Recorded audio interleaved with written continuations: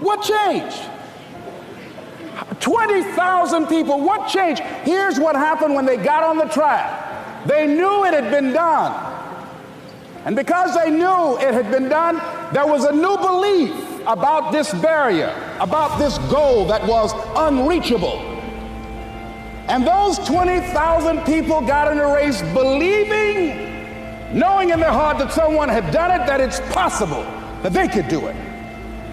And I'm saying that if you know anybody that had some goal, some dream, something they wanted to do, and they did it, then I'm saying that you know in your heart that if someone has done it, then you can do it. It's possible.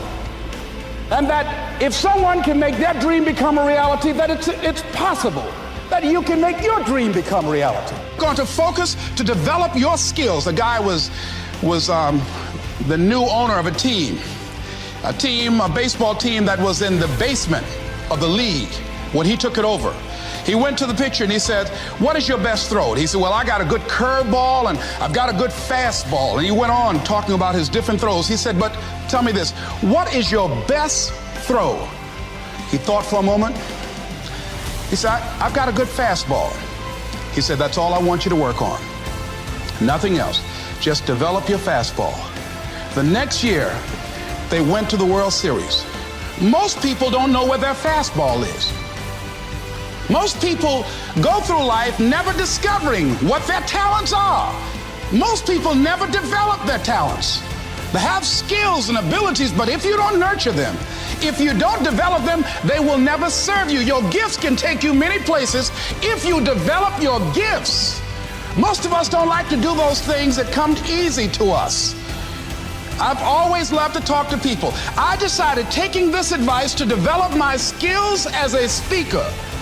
And my gift has developed and it's taken me many places. You have something that you brought to the universe. And that if you decide that my life deserves my developing this, what I do well, and becoming the best at it and mastering myself and seeing what I have within me, if you decide to drop your buckets where you are and develop your gifts, I grant you, you'll never ever be without. I grant you that your gifts will take you places that will literally amaze you. I grant you that if you begin to work to develop your gifts, you'll develop a strong sense of happiness. You'll get a larger vision of yourself, because part of beginning to get a larger vision of yourself, all of us need some area of our lives where we can have a feeling of competence. That people know when they think about this area, that's something you do. That you eat and sleep that. And that you do that. You do that. And people know it.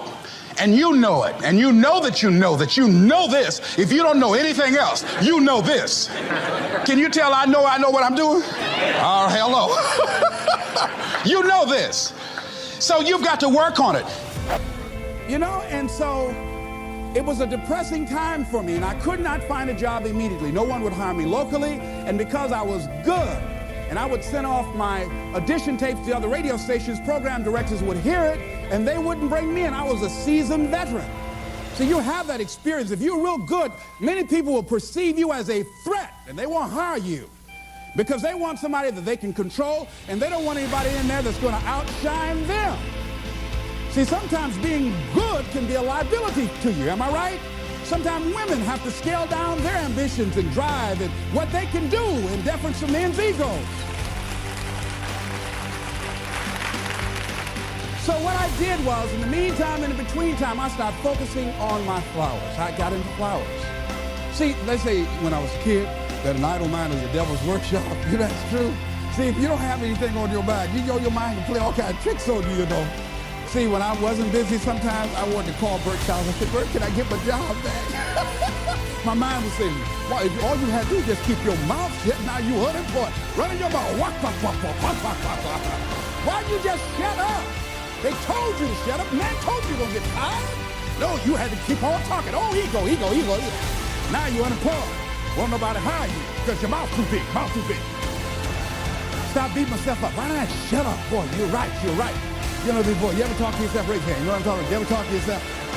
So I just kept busy. I started working on flowers. I got really into flowers. I knew my flowers had names for my flowers. Go real good. I'd talk to them. Hello, how are you today? Oh, you're beautiful. I want you to rise. People would bring their flowers over to me that were dying and wilting. I would speak to them and say, rise, those flowers. Straighten up like that. That was phenomenal, all right? Then the other thing is, I did a lot of volunteer work. I'd go to a hospital and I'd read the Bible to people.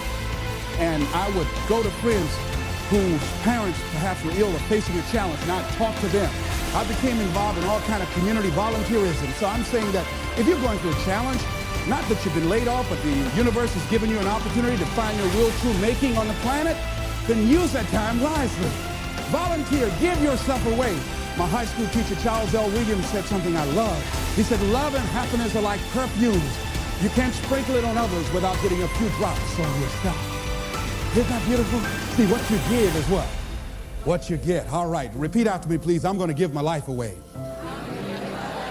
Because what you give is what you get. Shake somebody's hand on your right and left and say, share some happiness. I want you really right now, once again, to start thinking about your goals and about your dreams. And as you begin to envision them, one of the things that I think that's very important that we have to always go back to, as you look at your goals and dreams, and I want you to expand them, and it's very important to realize that I found that most people fail in life, not because they aim too high and miss. Most people fail in life because they did just like I did for so many years. They aimed too low and hit. They didn't believe in themselves. So I want you right now, as we begin to think about the lessons and all the things that you've experienced and all of the comments and stories and strategies and lessons that you've had, I think it's time to revisit and look at your goals and dreams, and let's raise the bar. I remember as a kid, we would be in the backyard and we would play jump. And somebody would get on one side of the stick, my sister and then my brother, we would run and we'd jump over it. And then they say, raise it up a little bit higher. We have to back up, we run and we'd jump over it again. And then we say, raise it up a little higher. And the higher it got, we had to begin to change our approach and how we were going to get over the bar. And that's the same thing in life. And so right now, I want you to think about your goals and dreams. As you take action, you progress. As you take action, you learn. As you build, you create things. And as you create things, you can construct a world that matches your vision. But it's understanding that you have that power. It's understanding that you always get a choice. And you lose that power when you give that up. You lose that power when you take the emotional security of complaining, of negativity, of pessimism. But if instead, you're not only optimistic, but you're an action-oriented realist who knows there's always something to do to take advantage of the situation. And that's what I want for you. I want you to understand you can always take advantage. You can always ask a question as powerful as, how is this worst thing that happened to me actually the best thing that ever happened to me? And when you flip your mindset like that, nothing in the real world changes, but suddenly you see everything differently. And that thing, that bad thing that you were stressing about, that you were crying over, becomes empowered.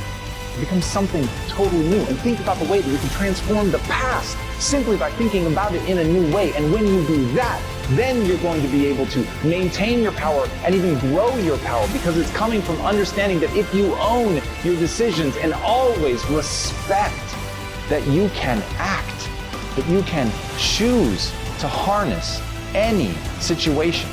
When you remember that, you're in control. And when you're in control, you can go wherever you want to go. I have done nothing since October 8, 1985, except one thing. I've been telling these here jokes. That's all I've ever done. That gift that God gave me, you know, the Bible says your gift will make room for you. It'll make room for you. See, if you're not doing your gift, you're wasting your time. Education is not the most important thing. Do you know how many people I know with the education that ain't working? You know how many people I know with degrees ain't got no job? Do you know how many people I know with multiple degrees ain't making no money? The single most important thing in your life is your dream. It's your dream. It's what you dream about. It's in your Bible. It says a man without a dream or vision shall perish. It don't mention education in the Bible. The University of Jamaica is not in the Bible. Harvard is not in the Bible. If you got no dream, if you got no vision, you're sunk, you're done.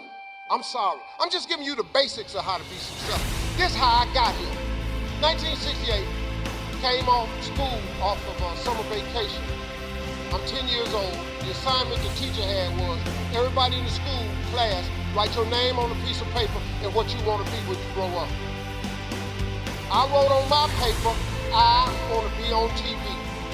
That's what I wrote. That lady said, turn in your papers. She went around the room, called everybody's name up. You had to stand while she read your paper. She read off everybody's name. She saved me for last. She said, little Stevie, come to the front. I'm thinking, okay, listen. I ain't never had a gold star in school in my life.